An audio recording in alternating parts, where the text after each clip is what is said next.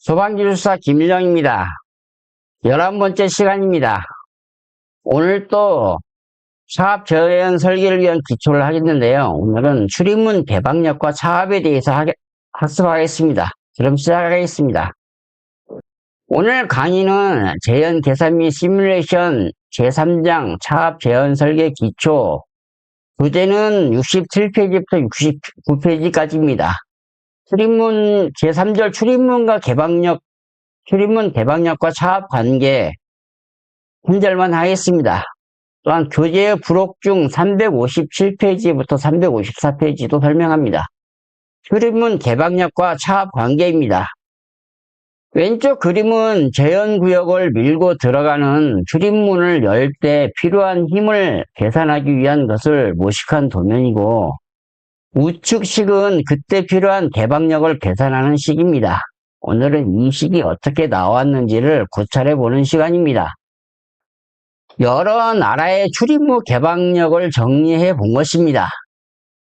우리나라는 110N을 적용하고 있고 미국은 133N을 적용하고 있습니다. 반면 유럽이나 홍콩은 100N을 적용하고 있습니다. 그래서 우리나라는 한 중간급 정도 됩니다. 예. 한국, 호주, 싱가포르, 일본이 110N을 적용하고 있죠. 우리나라는 중간 정도 된다고 보시면 되겠습니다. 출입문 개방력과 차압 관계는요, 회전력으로 설명해야 됩니다. 회전력은 길이 곱하기 힘으로 표현하죠. 예. 그래서 출입문 회전축에서 길이 알만큼 떨어진 곳에서 힘을 가하면 회전력이 생깁니다. 예, 알만큼 떨어진 곳에서 힘을 가하면 회전력이 생기고 단위는 뉴턴 메타입니다. 예, 그래서 토크라고 부르죠, 보통. 예, 토크는 R 곱하기 F로 표현을 합니다. 출입문의 힌지를 회전축으로 보면 여는 힘은 손잡이에 작용하죠. 예, 여기 손잡이에 작용합니다. 예, 손잡이에 미는 힘 F에 대한 회전력은 가동 폐쇄장치의 마찰력을 이겨야 되죠. 예. 거기서 힘을 가하더라도, 이렇게 힘을 가하더라도, 실제 문이 받는 힘이라고 하는 것은 요만큼 얘가 가하는 힘을 빼줘야 됩니다. 그래서 손잡이가 느끼는 힘은 F-FR이 되죠. 이 식이 됩니다. 그리고 힌지에서 손잡이까지 축길이는 아까 R에 대한 얘기입니다. 축길이는 실제 문폭에서 이 D만큼을 빼줘야 됩니다. 여가 중심이기 때문에 D만큼을 빼야 됩니다. 그래서 R에 해당되는 것은 W-D가 됩니다. 그런데 출입문에 미치는 압력이 이렇게 이쪽이 고압측에서 차압으로 밀고 있으니까 압력이 미치죠. 근데 회전문에 미치는 힘은 있잖아요. 차압원에서 느끼는 힘은 출입문 정중앙에 미친다고 계산할 수 있어요. 정중앙에 미친다고 전체 문에 작용을 하니까요. 그래서 정중앙에 미치는 힘을 계산하면요. 압력은 T는 A분의 F죠. T는 A분의 F이기 때문에 F는 A 델타 P가 될 수 있어요. F는 A 델타 P가 되고, 또한 힌지에서 출입문 중앙까지의 거리가 2분의 W가 되죠. 이 출입문에.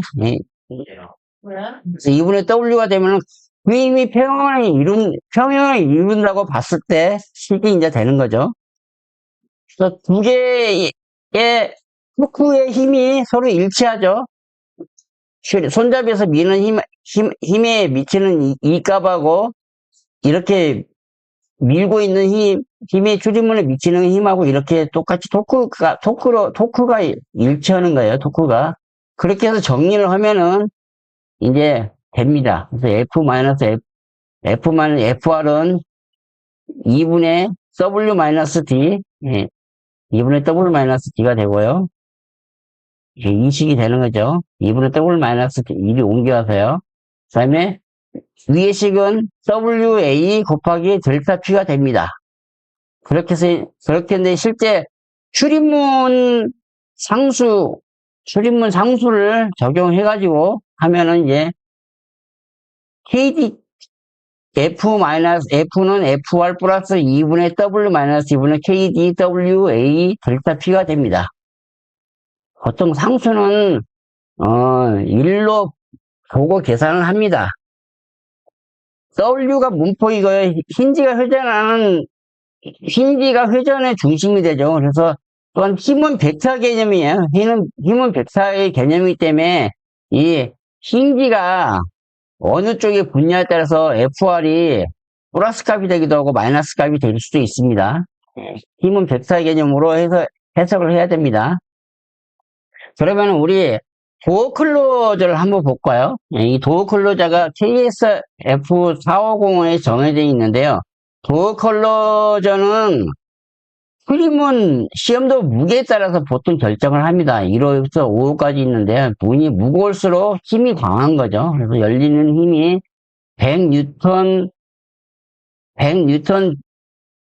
미터 이하가 되고요. 닫히는 힘은 37뉴턴 이상이 돼야 됩니다. 5호 같은 경우요. 그래서 도어 클로저 힘은 이렇게 돼 있고 호수마다 돼 있습니다. 그래서 한번 우리 출입문 개방력과 차압과의 관계식을 봐서 어떻게 계산하는지 한번 실례를 한번 보겠습니다.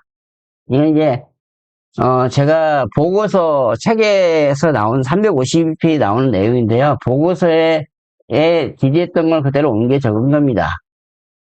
차압 댐퍼는 보통 40에 열리고 60에 닫히도록 하고 있죠. 그래서 60파스칼을 넣으면은 차압 댐퍼는 닫혀 있어도 아주 기밀한 댐퍼가 아니라면 누설 틈새를 통해 계속적으로 공기가 불어내면서 군속실의 압력이 높아지게 됩니다.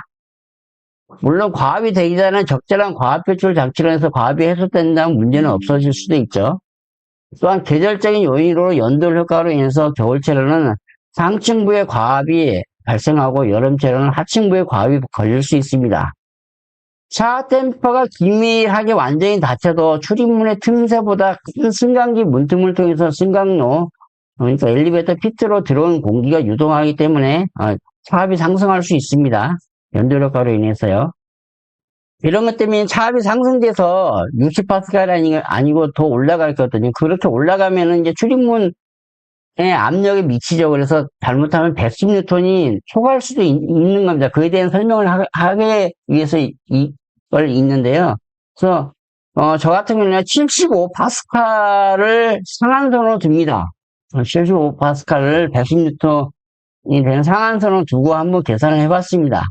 75파스칼을 설정한 이유는요, 2012년도에 제가 근무했던 현장에, 특별조사, 국회 주관으로 저연 테스트를 했을 때 경험 때문에 그래요. 네, 최상부층의 차압이 75파스칼이 나왔거든요. 그래서 부적합이라는 초기 판정에 제가 강력히 항의를 했어요. 굉장히 억울했어요. 여름철에 중복을 했는데 겨울철에 와가지고 테스트를 했기 때문에. 근데 제가 그때 항의를 하기를 75파스칼을 인정하는데 75파스칼일 때 110뉴턴 이상이 됐는지 그걸 확인했냐, 그걸 확인하지 않았냐. 제가 그때 열어봤을 때 이 힘은 110뉴턴 이하일 거라고 판단을 했기 때문에 그렇게 항의를 한 것 같습니다. 그래서 일부 부적합이라고 이렇게 판정을 하고 갔습니다. 때문에 110뉴턴을 하는 물의 크기에 따라 틀리지만요. 110뉴턴 이하를 걸리는 화합은 75파스칼로 저는 나름대로 정의를 하고 계산을 했습니다. 그래서 문 크기가 1 곱하기 2.2인 문에 필요한 도어 클로즈 힘을 계산을 했습니다. 110뉴턴이라고 해당한다고 계산을 했습니다. 이런 식으로 우리 문 여는 식으로 계산을 했죠. 그래서 계산을 하고 보면은 110뉴턴을 집어넣고 해서 하면요. 실제 D는 0.07로 계산했는데요. 이건 실측을 해본 겁니다. 여러분이 가정에 있는 것도 한번 실측을 해보세요. 이 끝에서 여기 끝까지 중심까지 한 70mm 정도 됩니다. 예, 제가 실제 측정을 해보니까 그렇더라고요. 그래서 0.07로 집어넣고 계산을 하면요. 이렇게 계산을 해보니까 21.3뉴턴이 나옵니다. 21.3뉴턴이 나오는 게 이제 도어 클로저가 차를 이기고 여는 힘이 10뉴턴 이상이 돼야 된다는 얘기죠. 열림이 21.3뉴턴이어야 된다는 얘기입니다. 그래서 도어힌지에 작용하는 회전력을 계산을 해보면요. 뉴턴 메타니까 이게 이 값은 지금 그거죠. 힘이니까 우리 뉴턴 메타로 해야지 도어 클로저의 회전력이 나오죠. 그래서 실제 길이까지 해서 하면은 19.81 뉴턴 메타가 나옵니다. 회전력이요. 토크 값이. 그래서 그렇게 계산한 토크 값으로 하면은 우리가 보면 호칭 1호로 산정할 수도 있잖아요. 예. 저는 21.10 이상만 되면 되니까요. 예. 그런데 1호로 산정하면 안 돼요. 예. 오히려 치는 힘이 또 있어야 하기 때문에, 그래서 보통 그 정도의 출입문은 보통 3호를 많이 선정합니다. 그 출입문이 세대에서 밀고 나오는 출입문이거든요. 3호를 보통 많이 선정을 합니다. 3호로 선정해서 혹시 110N이 넘어가면은 조금 조절하는 것이 맞다는 의견입니다. 계단실로 밀고 나가는 출입문 같은 경우, 부속실에서 밀고 나가는 출입문 같은 경우는 좀 더 델리 계산을 해봐야 돼요. 그래서 그것은 이제 또 추후에 기회가 되면 또 설명하겠지만요. 그 문은 일반적인 5호 가지고는 못 엽니다. 못 닫습니다. 닫히지가 않아요. 그래서 KFI 인증품으로 지금 설치를 하죠. 그러면 계산을 해보면요. 82.5N 정도 나와야 돼요. 그래서 안 닫힙니다. 지금 갖고 안 닫히는 그런 현상이 나옵니다. 그렇기 때문에 이제 KFI 인증품으로 설치를 하죠. 이거 관련돼서는 나중에 또 설명을 하겠습니다. 이 기준에 어긋나서. 이 화면은요, 논문을 제가 하나 가져왔는데요. 출입문의 크기에 따른 차압과 도어 클로저 힘에 대한 정리를 한 논문입니다. 이 표 테이블 6은 우리나라 규격은 아니고 미국 규격이죠. 미국은 우리나라보다 개방력이 높죠. 133N으로 높습니다. 30파운드 때문에. 근데 이 표에서 나온 걸 보면요. 제가 경험하고 계산해 본 것이면 우리나라 개방력이 110N 이하잖아요. 그래서 60파스칼이 아닌 75파스칼이어도 되는 경우가 있죠. 물론 문 사이즈와 도어 클로저 규격을 조합해야 정확한 계산이 나옵니다. 문이 큰 경우는 미국의 표를 보듯이요. 작은 압력이 있어서 개방력이 초과될 수 있어요. 그래서 좀 더 궁금하신 분은요. 위 논문을 다운받아서 읽어보시기 바랍니다. 방염 풍속이 문에 미치는 힘에 대한 것은요. 지금 시점에 공개하기는 좀 그렇고요. 제가 논문을 발표한 후에 공개토록 하겠습니다. 또한요. 주로 우리나라에서 쓰고 있는 차압 대파가 40에 열리고 60에 닫히는데 상한가 60이라고 설정한 건 이제 출입문 여는 힘과 관련된 것을 이해하면 되는데요. 제 경험에 의하면 이제 75파스칼인 경우에도 개방력이 110 이하가 나오게 된다고도 했죠. 예, 이건 제가 실제 경험한 것 갖고 얘기한 겁니다. 그런데 그러면은 차압 대파가 60에 닫혀도 부속실 차압이 상승하는 원인은요.